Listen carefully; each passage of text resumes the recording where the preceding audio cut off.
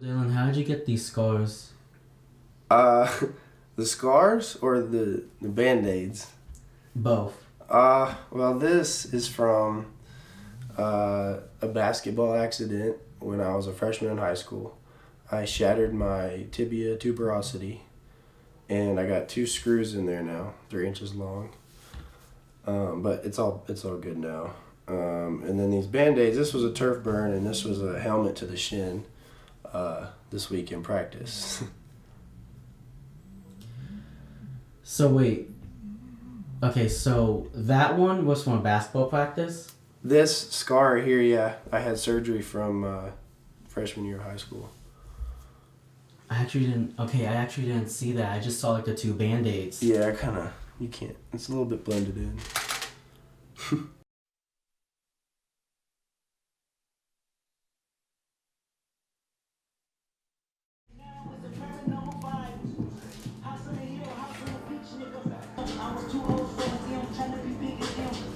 So do you always meal prep? Yeah, every week. Almost always on Sundays. I usually use this meal for lunch, Monday through Friday. And if I make more than 5 meals, I'll have it for dinner or, I don't know, a snack. But I think the main reason why I do it is because if I didn't, I probably wouldn't eat much for lunch because there's just something about that time of day that I don't like to eat. So like if I didn't have practice or something one day, I'll eat a big breakfast as soon as I wake up. And then I wouldn't eat another actual meal until like 4 or 5 in the evening.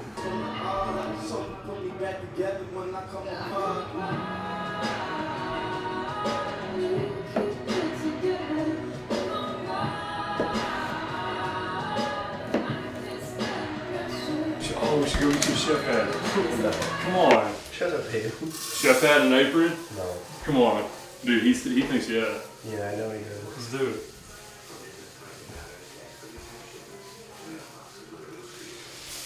Okay, dude. Yeah, she's coming back now. Guess what she's doing? Bonzo. Close. Chipotle. Yep. I ain't rushing off from this. Call her. She'll give you some. We got a Subway sandwich. It was 2 for $9 on Sunday, so I got Oh two. yeah, I saw that in the fridge. That's the best deal in town, man. 2 for $9. Did you already meal prep? Yeah, I did all my chicken and stuff. I'll do my turkey tomorrow and my asparagus. Oh. Gonna throw some asparagus in the turkey. With the turkey? Well, I mean, not with it, but like in the Oh. oven. Okay. I met Dylan actually when he came on his recruiting trip. It was probably January of his senior year, so Dylan came down for his official visit. I was a host that weekend for a different kid. Dylan was hosted by one of our former linebackers, and there's about 4 of us that were on the team currently that kind of ran around that weekend with our guys, and we just took them bowling. I think we took him to prime time, did things like that with him. So that's where I first met Dylan. Just kind of introduced myself to him and met him. And of course, he told me where he was from. We obviously knew that he was getting recruited to come and play here. It was the first weekend that we had guys come up, so that was the first time I ever met Dylan. I told him you're probably my first friend here. Yeah, possibly. Just a likable guy, man. Hayden knows everyone at ACU. I don't know everyone. Yeah, you do. No, how do I know everyone? You just do. He can tell you where every single person on my team is from. No, Yes, you can. That's really impressive. just personable. Very personable. I just like people. People are fun. They're interesting.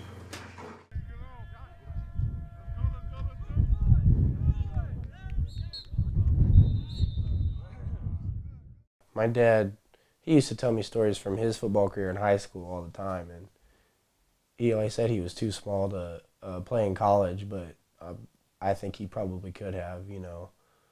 In the time that I've known him, he's a little bit older than his prime time, but I think he was a pretty good athlete. But I grew up in football, like, you know, always watching it with my dad on Sundays. He was my coach up until high school, or up until junior high, every year. Not just in football either, in basketball. It's just what we did. He loved it, and I grew up in it, so I loved it. I guess you could say to an extent I don't know any different.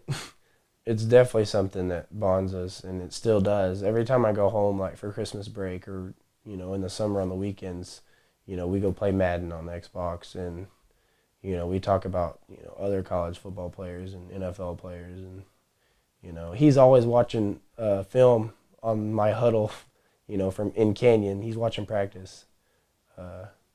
It's a very dynamic relationship. You could say that I'm a lot like my dad when it comes to our personalities. And so we can easily butt heads a lot, and we can easily get along really well. But I think out of, all the people on earth, he's probably the one person who understands, who I am and why I make the decisions I make the most. So, if things are ever rocky with our relationship, it's real rocky.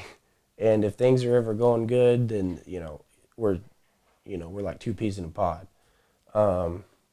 But, at the end of the day, I'm really close with him, and he's taught me a lot. And he still is. And, we love each other a lot. So this is probably from my first year of tackle football. I was number 42 for like half the year. But then my dad made me change my jersey number because the other coaches from other teams figured out who I was. So they started playing against me, actually. So then I had to be 53 for the next half of the year. Why? Because they knew who I was, and they would start running their plays away from me. And so then I switched jerseys, and they didn't know who I was. So they knew I was 42. They said, run the ball away from 42, don't go to him. So then when I changed jerseys, they didn't see 42, so they weren't concerned. But then they were like, okay, it's the same thing's happening again. Right. Which one is he? Yeah. But pretty sure that might have been illegal, but it's whatever. That's a pretty interesting strategy. Yeah. It's like, okay, so we need to win, so we're going to change your jersey. Honestly, my first day of football here, we had a conditioning test, and we're both linebackers at the time, and our old linebacker coach told us, he was like, listen, man, he's like, I know all of you can make your times easily, you could easily do this, it's not a big deal.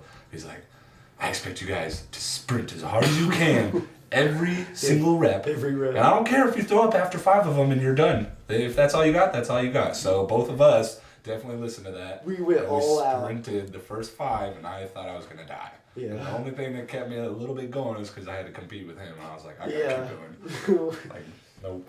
But from then on, I was like, all right, we're cool. Like, he was a hard worker from day one. I've always known that about him. Our first day, we had a conditioning test at night, and our position coach at the time had told us to give it everything we had, even if you were in good shape, to not cruise if you felt good, but just to push it. And him and I were actually racing the whole time, trying to push each other, and that's when I knew from day one that he was going to be a hard worker. He's one of those guys that definitely goes out there and shows how it's done. The younger guys can really look up to him and be like, that's what I got to do every single day if I want to be good. He did a great job of that last year when he was a starter, and really was a good role model for all the younger guys. So you came to ACU as a linebacker, and then you told me on your first game they switched you to a Defensive end. defensive end. Well, they actually switched me after about a week of practice. The fall camp, after about 1 week, they switched me down to defensive end, which, I'm not gonna say I didn't see it coming, but I didn't expect it to be that soon, because I'm a bigger linebacker, and so a lot of schools that recruited me, not just ACU, told me, hey, we might move you to D end if you get any bigger. So I saw the possibility of it happening, but the timing was really poor. At the time, I did not want to go down to D end at all.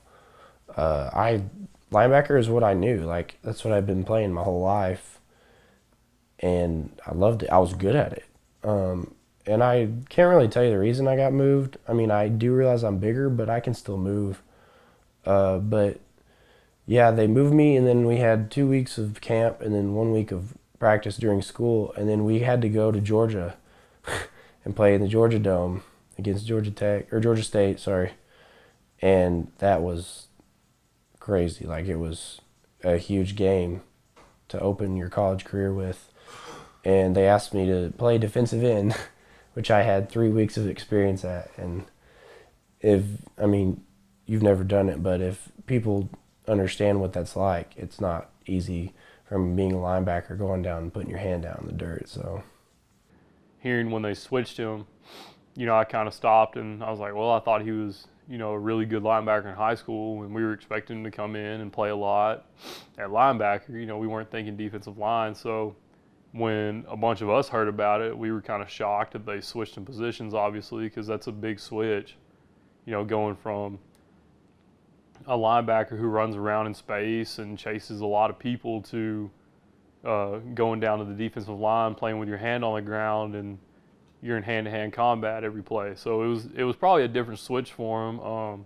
It can create new, just obstacles that you've got to overcome now. And, you're 17, 18 years old coming into college. You're thinking, I'm going to play this position. And then your first week there, they switch you, and now you've got to learn totally new stuff. I think it was two different emotions that were equally strong.